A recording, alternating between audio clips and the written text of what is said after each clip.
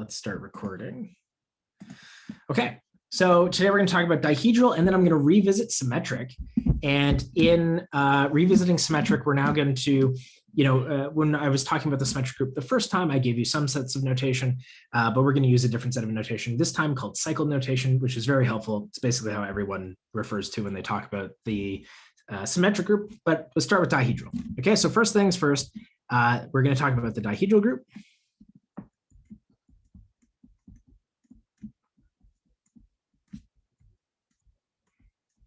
Okay, and so roughly speaking, just to kind of define it very nebulously, the dihedral group is the collection of symmetries of the regular n-gon. Actually, I guess we could just make that a definition, and then I'll explain what that actually is mathematically a little bit later. So definition, the dihedral group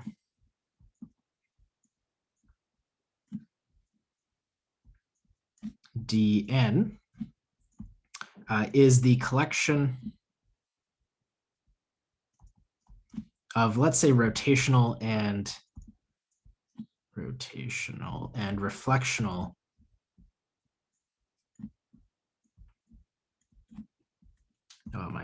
my writing's getting quite messy.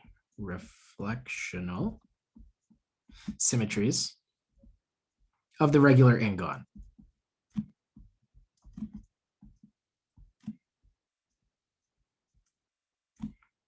Okay, now if you're freaking out about what is a regular n-gon, the regular n-gon is just the n-sided shape where all of the sides and interior angles are the same, right? So the regular 3-gon is an equilateral triangle. The regular 4-gon is a square, right? The regular 5-gon is a pentagon.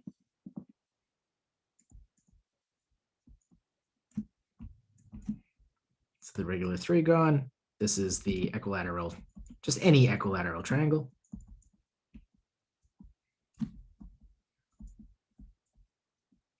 The 4-gon is the square, etc.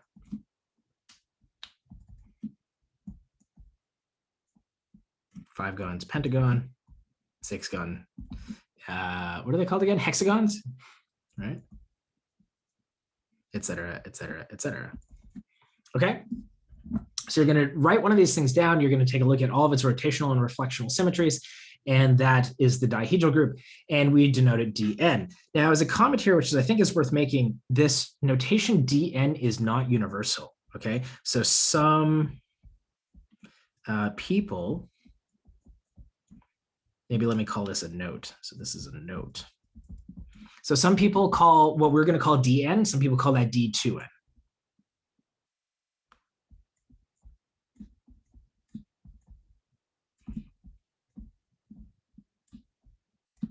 As D2n.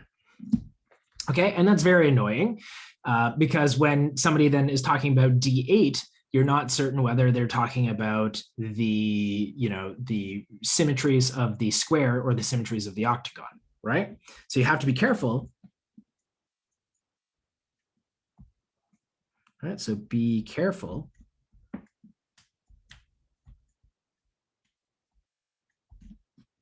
Is D8 referring, did I spell that wrong? Probably, to the square or octagon. Okay, so in this class for us, the n, the number at the bottom of the D, will always be referring to the number of sides of the n-gon. So for us, D8 is referring to an octagon, but there are lots of authors, for example, Dummett and Foote, I think actually refer to D8 as the symmetries of the square. The reason for this is if you go through the reading, you'll see that Dn has 2n elements. And that's why some people refer to it as D sub 2n. What they're doing there is saying D8 is the symmetries of the square, but it has 8 things inside of it. So that number in that case is actually keeping track of the order, right? So the reason that people do this is because for us, the order, so this is for us, right? So when I write D sub n here, I mean symmetries of the regular n-gon. So for us, the number of elements in Dn is 2n. And like I said, that's why some people refer to it as D sub 2n instead, right? So there is always a little bit of ambiguity there. Anytime that you have an even number, So just, be a little bit careful about that and make sure that anytime you're reading anything, you understand what it is, which notation is being used. It's just a pain in the butt because you always then have to go back to the beginning. You got to find the first place where the book defines the dihedral group and figure it out, but whatever. Okay, so now the notes talk about the equilateral triangle because it's the easiest non-stupid thing, right? We don't talk about D1 or D2. The symmetry is the one gone, i.e. a single point, and the symmetries of like a line, which isn't really a thing. We're not going to worry about that. So D3 is kind of the first non-trivial thing. I will come back and I'll talk a little bit about D3 because I think that there's some cool stuff that we can talk about there. But just for the sake of, variety is the spice of life, why don't, when I introduce this to you, I'm going to talk about the square instead, right? So the book will talk about the equilateral triangle and I'll refer to the square. So ignore that, ignore the man behind the screen. Okay, so let's just label our vertices. Like, let's just take a look at a square. So let's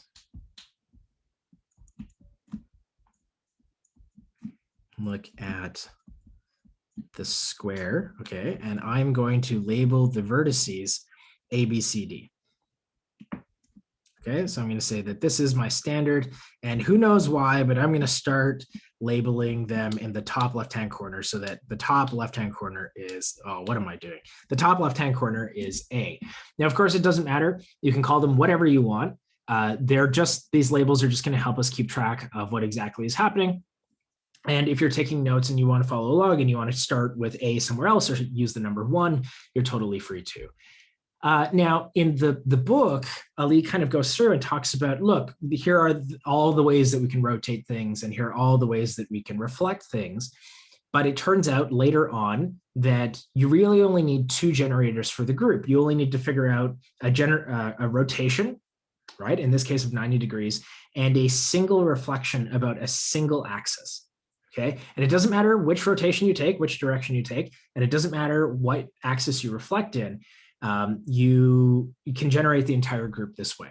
Okay, so I'm going to skip the talking about all the rotations and reflections. Again, there are 8 of those in this case, and go straight to sort of the generators of the group. Okay, so for generators,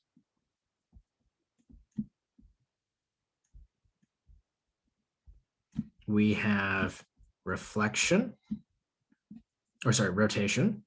So this is, so this one's going to be rotation right here. Rotation.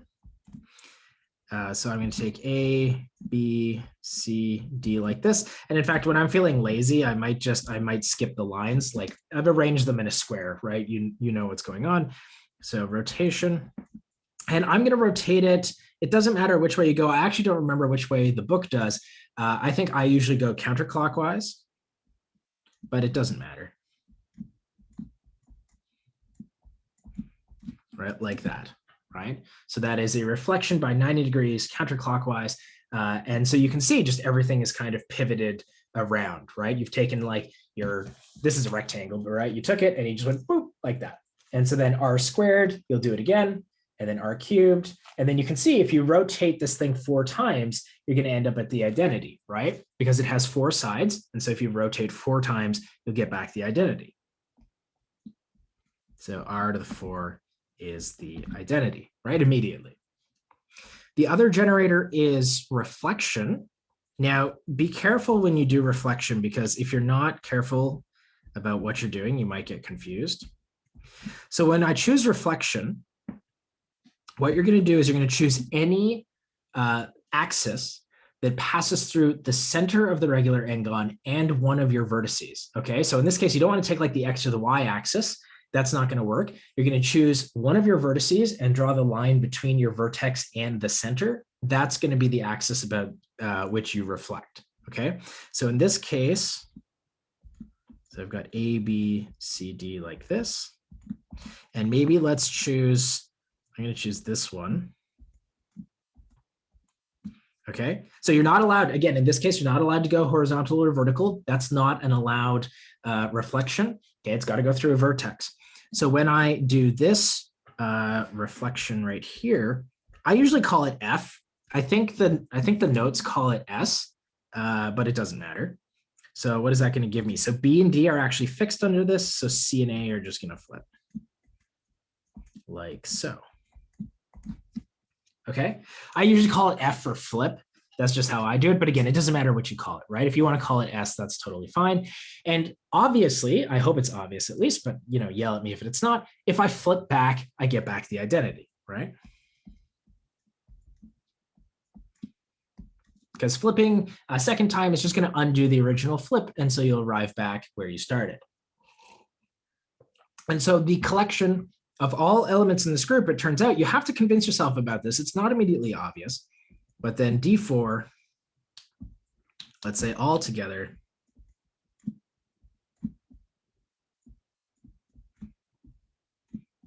we get that D4 is, well, it's certainly the identity. Oh, that's a bad. It's the identity, R squared, R cubed, and then F, RF, R squared F, and R cubed F. Okay, and generally that's going to be true. If I give you a regular n-gon, R to the n is going to be the identity, but still flipping squared is going to be the identity. And what you do is you just go through all n of your rotations, the identity, R squared, ... all the way to Rn minus 1. And then you just do that with a flip in front of it, right? So you do the flip, R squared flip, R cubed flip, ... Rn minus 1 flip, and that gives you everything. That's every single symmetry. That's why there's 2n elements, right? Because basically there's a copy of R in both cases, but in one case you proceed without doing a flip, and the other case you start with a flip and then do your rotations, right? Okay, so does that make sense? And hopefully you can see why there's always going to be 2n elements, but basically that's how this works, right? And this works for every regular n-gon. Okay, so if there are any questions about that, don't hesitate to ask. And if you're typing it, just keep typing it. I'm going to pull this thing up here. Maybe let me make this a little bit bigger. So in terms of generators and relations, we actually have the following. I actually like to write this relationship a little bit differently, but it's effectively the same thing. The dihedral group is generated by two elements, R and S. S is what I've called F in this case, maybe for switch, right, instead of flip. So R is the rotation, and it has order n. The switch or flip always has order 2. And it turns out this identity, this RS is equal to SR inverse. This identity is enough to guarantee that you actually get all of the elements of the dihedral group. Could there be a reflection along the A vertex so that D4 gets 4 more elements? Right. So that's actually, we'll have to do a little bit of thinking, Brian, but what I think you're saying is, let's look at this reflection, the one with the green arrow. I claim that is in fact one of the elements, right? We're going to have to think about it a little bit. What does the green reflection do? Let's see. So it's going to take A, B, C, D, and that's going to fix A and C. Or sorry, A and, sorry, this is not what I've been doing. C and D like this. This is going to fix A and C, and then it's going to flip B and D. So I think if you do a flip and then 2 reflections, you get the same thing, right? So if I do R squared F, I'm pretty sure you'll get exactly that. Well, Kenneth, it depends what you mean by 2 rotations. So notice that once you've done a flip, the things aren't in order anymore, right? So when you do a flip, for example, let's look at the identity here. Note that when I do A, B, C, D, I'm going A, B, C, D, and I'm kind of counting clockwise. But after I do a flip, I have to, if I want to read A, B, C, and D, I have to actually read them in the opposite order, right? So I've somehow changed from reading A, B, and C, and D clockwise. When I do a flip, if I then want to read A, B, C, and D in the correct order, I then have to do counterclockwise. And so this tells you that it will be impossible to write the reflection simply as a product of rotations, right? No matter how many rotations I do, A, B, C, D will always be in the same order clockwise. But if I do a reflection, they'll be counterclockwise. So no number of products of a rotation will ever give you a reflection, right? But Brian, does this work out? You can double check the math here. I think we reflect about this green line. That's the same as doing the flip and then a rotation twice, right? Exactly. Yeah, it does. So you can see we actually did manage to generate that reflection still using R and F. So that's why, again, when you look at Ali's notes and what he does in the book, he actually does all of them separately, right? He's like, oh, we could rotate by 90, then we could rotate by 180, and we could rotate by 270. And then I can reflect in all of these axes. And then look, it turns out you can generate them with a single rotation and a single flip, but you don't necessarily that's not obvious. And you kind of have to convince yourself that it's true, right? That you can eventually generate everything like that. Okay. How is it that we only need a single axis of reflection for all n-gons? Basically, it comes down to this. There is a little bit of work to be done, but you do have to just convince yourself that every single reflection can be written as a reflection times a rotation, right? Or that a reflection times a rotation is a reflection. Okay, now once you've done that, if you convince yourself, right? So basically, this is a really good question. You're all kind of like really testing the Euclidean geometry and how much we remember about it. And I love that. Oh no, my box now disappeared. But basically, you need to remember this fact. So note that a reflection and then followed by a rotation, I'm going to write that as multiplication, is the same thing as a reflection. Okay, this is some fact about Euclidean geometry that you just have to remember. And you might have actually seen this in linear algebra as well, right? You can always write a rotation as like cosine, sine, sine, cosine, right? Like one of these rotation matrices. And then a reflection is just a transposition of the unit vectors. And if you multiply these two things, you can show that this is basically amounts to reflection, right? And so a rotation times a reflection is always a reflection. Here, then, we've got four, or did I get that wrong? And it's no, it must be a reflection of some sort, right? So this would give me 4 reflections, but I guess I only have 2 reflections, right? 2 unique reflections.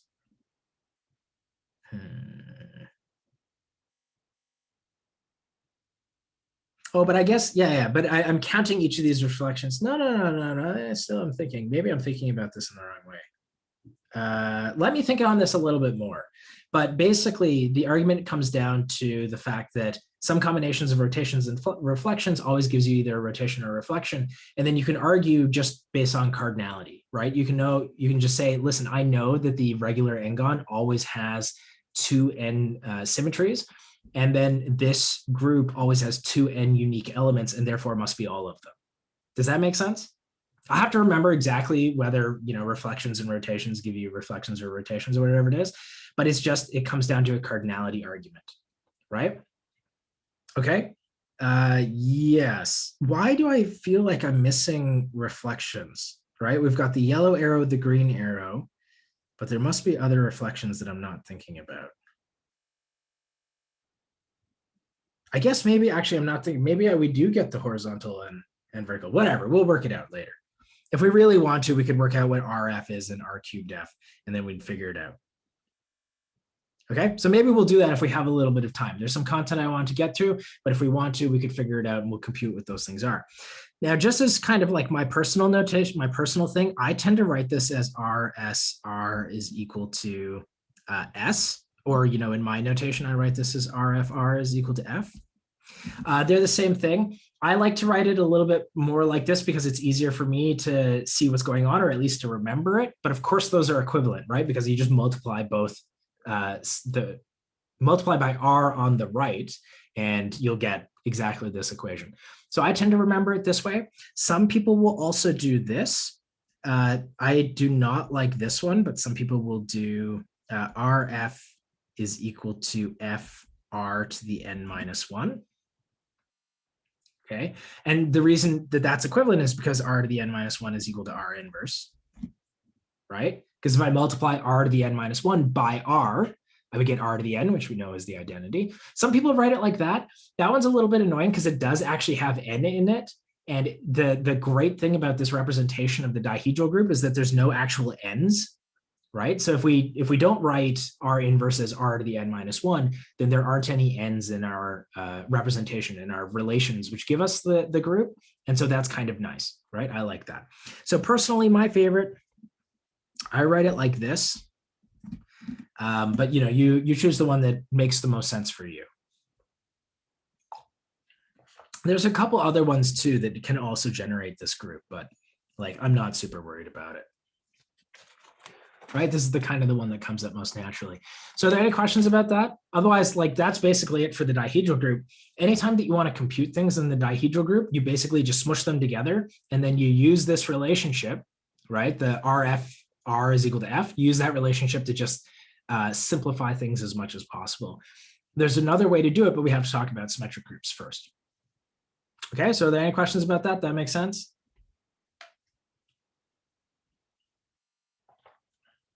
Yeah, okay, and here's a fun thing if you really want to think about it. There's no reason you have to restrict yourself to 2 dimensions to do this. It's just 2 dimensions is the easiest thing to see. So if you want, take a tetrahedron, right? Which is basically the regular 3-gon, but now in 3-dimensional space, right? I guess the regular 3-hedra.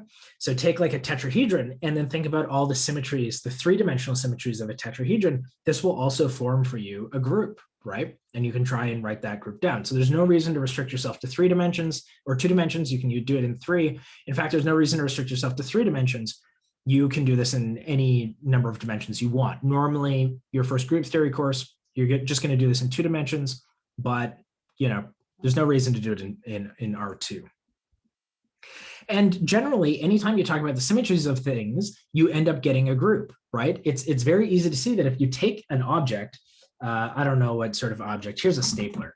Okay, so if you take an object and you somehow do some sort of symmetry to it, well, that's certainly always invertible, right? You can always just undo the symmetry. There's definitely an identity symmetry where you don't do anything. And then you just have to convince yourself that it's associative, right? That it doesn't matter if you do this and then this, right? That if you do those 2 actions in the other direction, or sorry, if you like combine them slightly separately, you would get the same thing.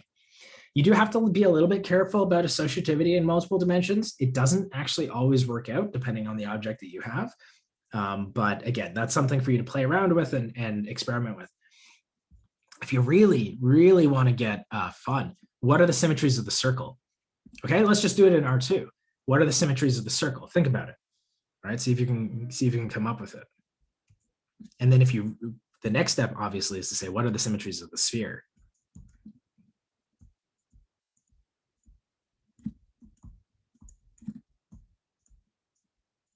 And those are some, turns out there's definitely infinitely many of them for sure, right? Because the sphere is kind of like the infinite n-gon, right?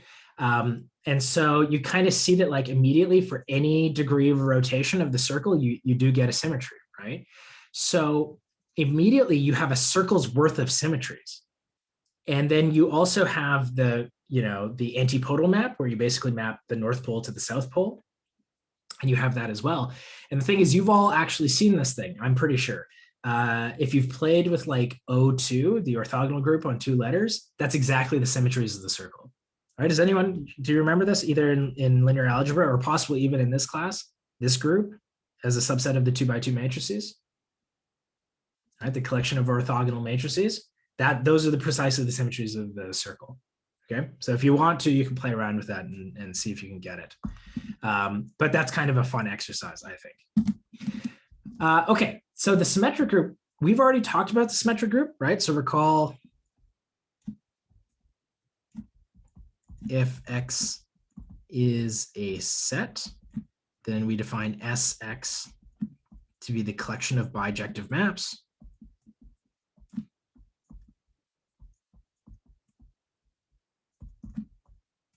Right? This is a group under composition.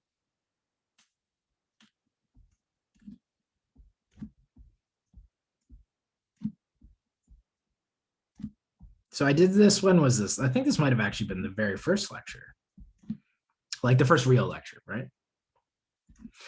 So we talked about this. I said, look, it's a group under composition. And in fact, it's almost never abelian, right? Basically, if X is bigger than 2, it has more than 2 elements in it, it's not abelian. And it's very easy to see just by actually choosing functions which permute different things. Okay, so this is a group under composition. And I also said if X is finite, then we give it a very special name, right? So if X is the set 1 ... n, so it's just the first n numbers, then we write this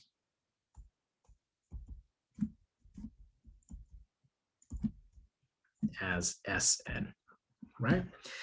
And a lot of, some people would just say the symmetric group of size, or the symmetric group on n, or something like this. I once had a professor who called it the symmetric group on n letters, which to me was always, was kind of a weird name, but it's really kind of grown on me. So I think if you ever hear me say that, the symmetric group on n letters, then that's what this means.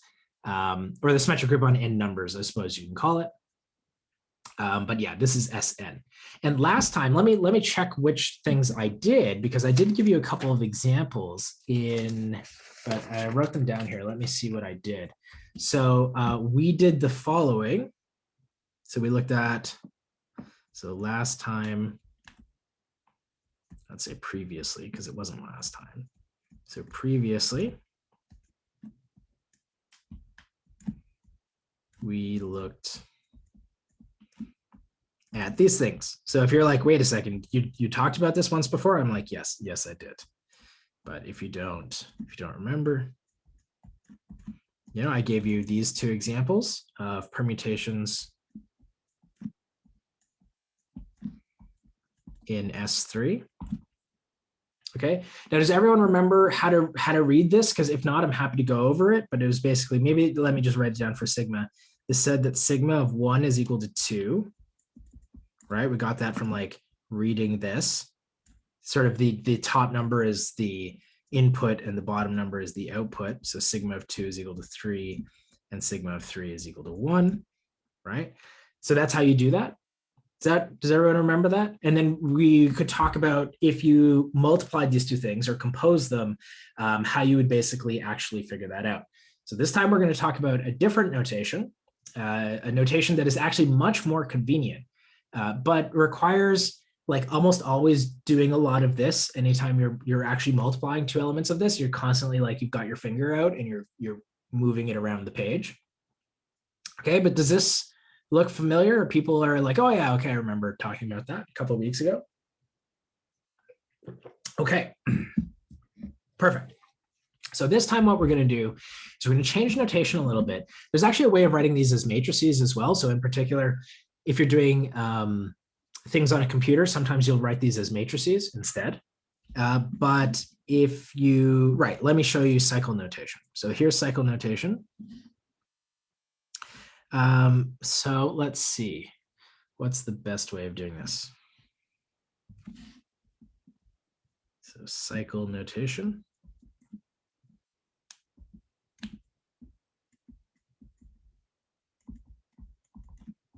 So a cycle, maybe let's call it an M cycle in Sn, and we don't really care about what n and m are. An M cycle in Sn is anything of the form, and again, hopefully you saw this in your readings, A1, A2, ... M, where AI is in ... M, and they're all different. And each AI is distinct. Oh, should be 1 to n. Okay. And the way that you read this is just, it says that the element on the left maps to its immediate neighbor on the right. Okay, so for example,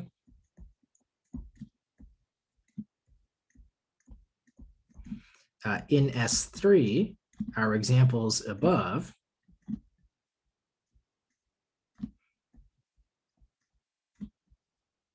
our sigma is equal to 1, 2, 3. Okay, and let's think about that. how do I read this cycle notation? So if I want to figure out what 1 maps to, it maps to the element immediately to its right. Okay, so 1 maps to 2. Like that. If I want to figure out what 2 maps to, I go into my cycle and I figure out what 2 maps to. Oh, it maps to 3.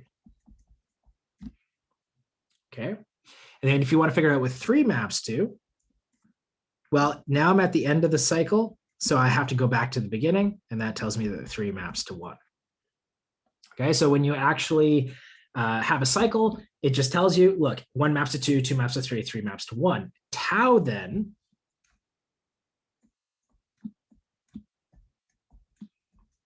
is 1, 2 like this. If we want, we could write this as a separate 1 cycle as 3.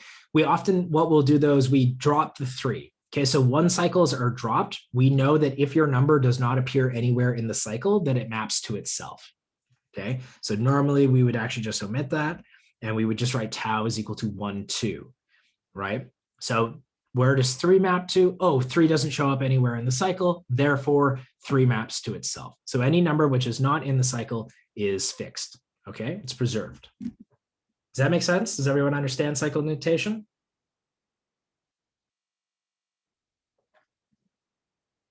Yeah, okay. All right, let me know if there are questions, because what I'm going to do now is I'm going to show you how to actually multiply cycles. Okay, to multiply cycles, what we're going to do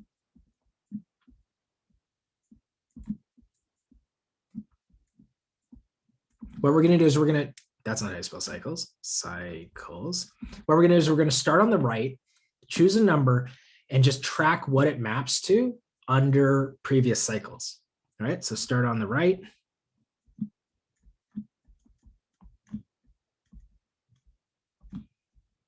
And track what each number does. That sounds ambiguous, but you kind of have to see it. But once you see it, you're like, oh yeah, okay, that's not crazy. Okay, so in this case, if I did sigma tau, so that's going to be 1, 2, 3 times 1, 2. Okay, so the first thing I'm going to do is let's figure out what 1 maps to. Okay, so 1, I'm going to start here. What does it map to under tau? It maps to 2. And then what I'm going to do is I'm going to take that 2 and I'm going to come over here and I say, what does that 2 map to? Oh, it maps to 3. So that tells me that 1 maps to 3 like that. Okay, and you can see that this is exactly function composition. What does 1 map to? Under the first function on the right, it maps to 2. And then what does 2 map to under sigma on the left? Oh, it maps to 3, right? So that's how I end up tracking what it maps to. Okay, so what does 3 map to? Because you want to finish your cycle, right? You might say, well, why did you skip number 2? Well, I know that 1 mapped to 3. Let's figure out what 3 maps to. So 3 maps to itself on the right because 3 isn't mentioned. And then if I say, oh, okay, well, what does 3 map to in this cycle? Well, it maps to 1, right? So that closes off that cycle like that. And if you want to check, you can say, what does 2 map to? Oh, look, 2 maps to 1, 1 maps to 2, so 2 maps to itself. Does that make sense? Does everyone see how to do this cycle composition? All right, if there are any questions. And if you think yes, go do the other one, right? Do tau sigma right now, right? Like, don't even wait for me. Just write it out and see if you can do it. But I'm going to make sure everyone is okay.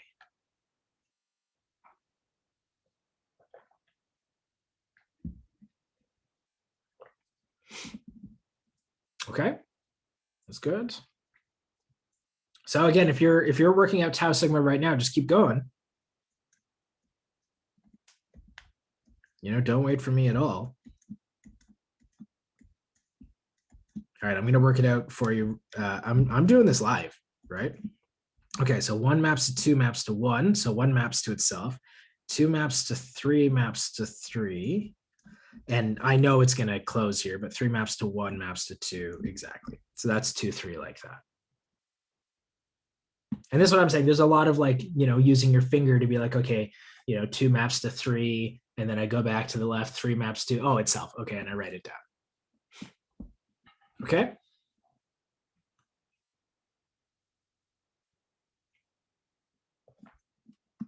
Everyone's good? Everyone understands if I give you two arbitrary cycles in an arbitrary symmetric group, you could compose them and you'd be fine?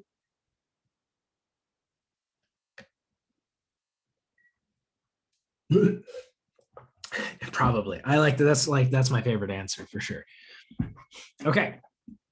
So there's a little bit of a theorem that we can introduce here, which is namely, so notice as well that like an element doesn't just have to be a single cycle. It could actually consist of multiple cycles, right? So for example, or let's say note, a general element could be composed of multiple cycles.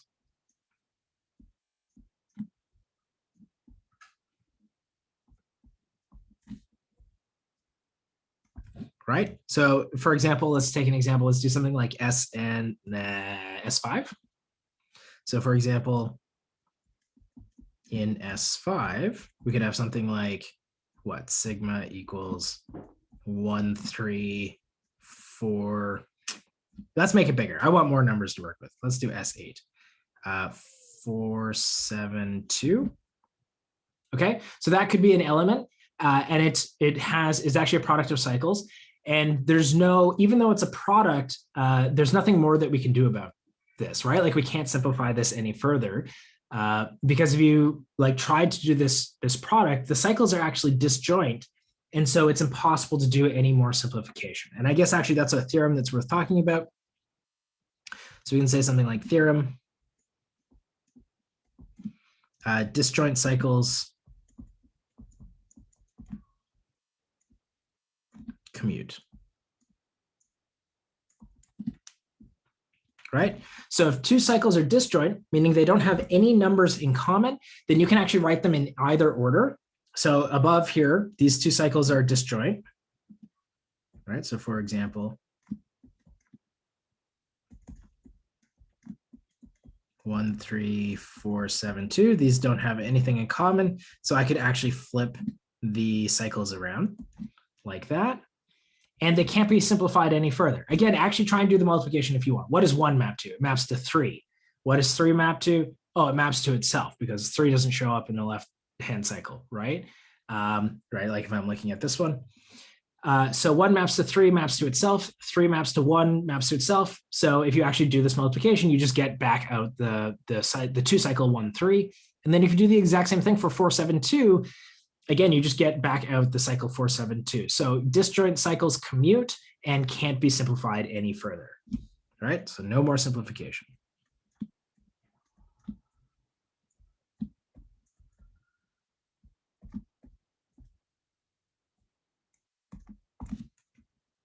Okay. Now, the other theorem that's worth talking about, and again, the proof that disjoint cycles commute is actually very straightforward. You kind of work it out. Again, treat them, instead of writing them as cycles, go back and treat them as their functions. And you say, well, look, if the two cycles are disjoint, it means they only permute the elements that are actually in their cycle. And so just compute it both ways, and you'll see you get exactly the same answer because one function can't possibly affect the other one, right? If the cycles are disjoint, this says that one cycle actually fixes the elements of the other cycle. And so doing them in either order doesn't make a difference. The proof is in the notes and might be a little bit tricky to read because there's a bunch of function composition going on there, but that's the gist of it, right? Disjoint cycles keep, like if I take this cycle, it fixes the elements of the other cycle, so nothing kind of crazy goes on there. That's the idea. So theorem as well, every element of Sn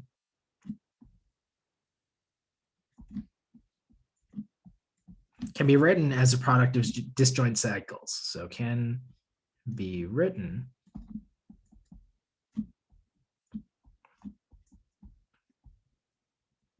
as a product of disjoint cycles.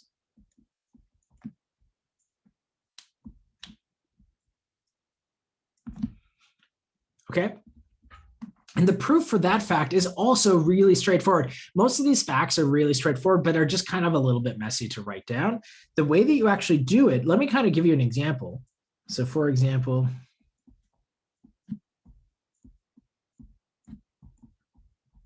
let's say write sigma equals, I'm just going to make something up here.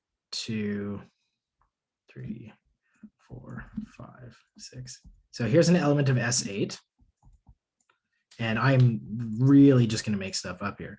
1, 2, 3, 4, 5, 6, 7, 8. Okay, I just made up a random permutation. And I'm going to say, let's write this as a product of disjoint cycles.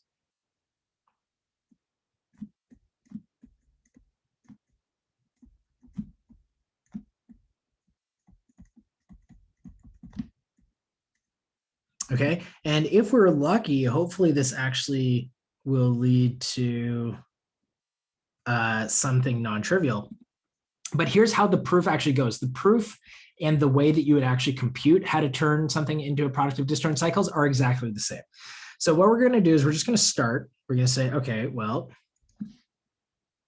sigma is equal to, let's start with 1 and let's track where 1 goes. So 1, I'm going to look over here. Okay, 1 goes to 7. And then I'm going to look over here. 7 maps to 2. Where does 2 go to? 2 goes to 6. Where does 6 go to? 6 goes to 5. Where does 5 go to? 5 goes back to 1. Once I've gotten back to the beginning of the number, I can close off the cycle, right? Like that. All right. Now what's a number? Now what you do is you say, okay, if I've included every single number, right, then I'm done. But no, there's actually probably a number that I haven't covered. If there's any number that I haven't covered, let's pick it up. So the next smallest number that I haven't, that isn't in a cycle yet is 3, right? So let's look at 3. 3 maps to 3. Okay, well, that's pretty boring. If I wanted to include it as a 1 cycle, just to remind me that I've already done it, I could write it as this 1 cycle. Again, normally you would omit it. And then, okay, what's the next number? 4. Okay, 4 hasn't been included yet. What does 4 map to? 8. 8 maps to 4. Boom, I'm done. Right, and that's nice. That actually worked out to give me 2 cycles inside of it. And so if you were to actually write it down again, you would omit the 1 cycle and you would write that like that. And the proof goes exactly the same way. Choose the smallest number that hasn't, or just start at the number 1 and just keep tracing through until you complete the cycle. If you've got every number, you're done. Otherwise, choose the next smallest number that isn't already in a cycle, follow it through until you finish off the cycle and you're done. And then just do this inductively. And eventually you have to terminate because you only have finitely many numbers, so you can't do this forever, right? And at the end of the day, you'll have this product of disjoint cycles and you're done. And that's exactly how the proof goes as well, right? It's just you have to write it using abstract terms because you're working with an arbitrary element of an arbitrary Sn, right? But that's how the proof goes. Okay, so does that make sense? Hopefully you understand the proof. Again, the proof's in the notes, so I'm kind of not repeating it, but if you're confused about what the proof is trying to say, it's this. If you don't have that proof memorized, I'd say it's not worth memorizing, but what you might want to do is based off of this idea, if this idea makes sense to you, then go through and actually try and do the proof on your own using this as the idea, and then just compare it against the proof in the notes, right? Because again, this is how mathematicians actually remember theorems, right? Don't remember theorems line by line. That's not useful to you, right? You'll just fill your brain with a bunch of nonsense and not actually understand what's going on. All you have to do is kind of remember what's the core idea, and then you turn that idea into mathematics, right? So the idea here is just start at a number, complete its cycle, choose the next number that's not on the list, complete its cycle, voila, you're done. Eventually you get a product of disjoint cycles. Okay?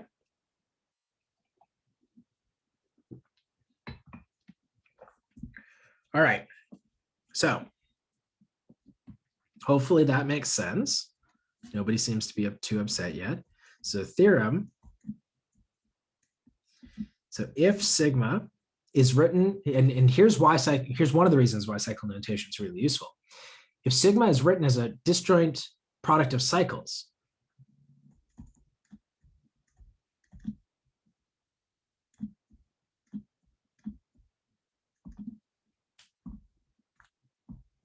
as a disjoint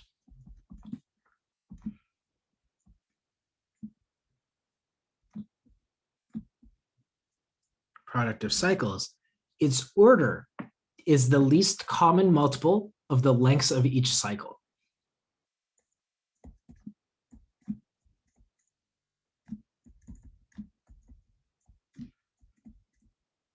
Is the least common multiple of the lengths of each of its cycles.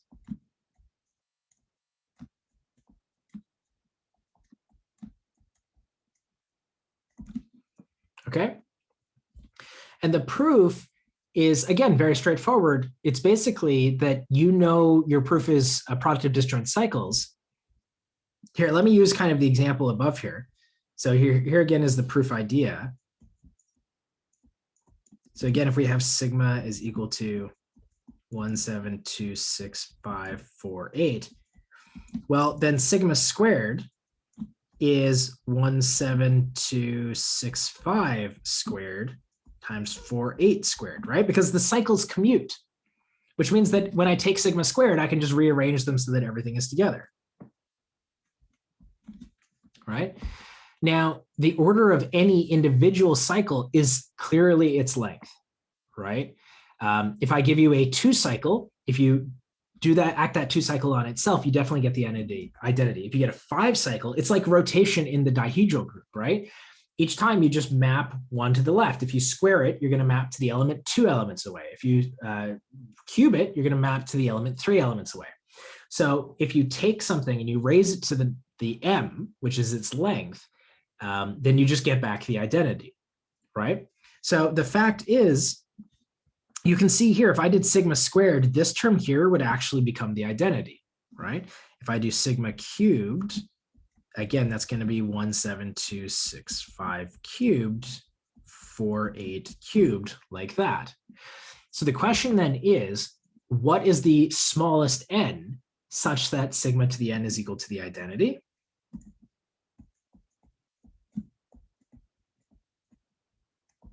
So the smallest n such that sigma n is equal to 17265 to the n, 48 to the n is equal to the identity is precisely the smallest. Exactly, right? It's the number which makes both of those things the identity, right? Which is precisely the least common multiple of their length. So in this case, for this sigma, what's the actual number? So I've got this, exactly, it's 10, right? Because 10 is the first number where, we know that for all the even orders, the 48 is going to become the identity. But if it's odd, that 48 is going to show up again, right? For the cycle on the left, it's going to be the multiples of 5. So 5, 10, 15, etc. And I need both of these things to be the identity at the same time. And the only way that I'm going to get that, or the first number where that's true, is going to be 10, right? Is 5 times 2 is equal to 10. This is a number, this cycle I totally made up, and I can't say how awesome it is that the fact that I've been pulling it around has worked out really, really well. Like that I've gotten, in fact, co-prime cycle orders, right? A cycle of like 5 and a cycle of like 2. So the least common multiple was non-trivial. And the fact that I even got 2 cycles, somehow this worked out. Like I did not plan this at all. It just worked out that this worked out. Yeah, it just worked out, right? This is so good. Sometimes you get lucky, I guess. And I didn't have to go, oh no, this is a stupid cycle. I need to find something better, right? So that's the proof, right? You argue, listen, suppose that sigma is written as a disjoint product of cycles. Note that sigma to the n is just each of those cycles to the n. The smallest n to make all of these identity is their least common multiple. Bam, you're done, right? That's the whole proof. It's very simple to write down. Okay, makes sense? Okay, well, we're already at 2 o'clock actually. So why don't we take a 10-minute break here? And if you want, what you could do is, if you're really bored over the next 10 minutes, write down a couple of cycles and try multiplying them. And then maybe let me kind of leave you with this, this question. So question. So if I give you the cycle, A1, A2, ... AM, what is its inverse?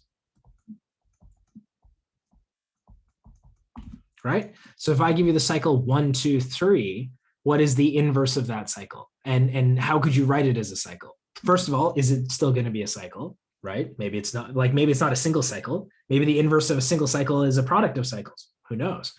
That's number one. Number two is there like an easy formula for figuring out what the inverse is? And the answer is, just to give you a heads up, yes. Just think about what cycle notation is telling you to do, and then figure out how to undo that, right? So I'm going to leave you with that as kind of a bonus thing just to think about and see if you can come up with any progress there. So let's take a 10-minute break.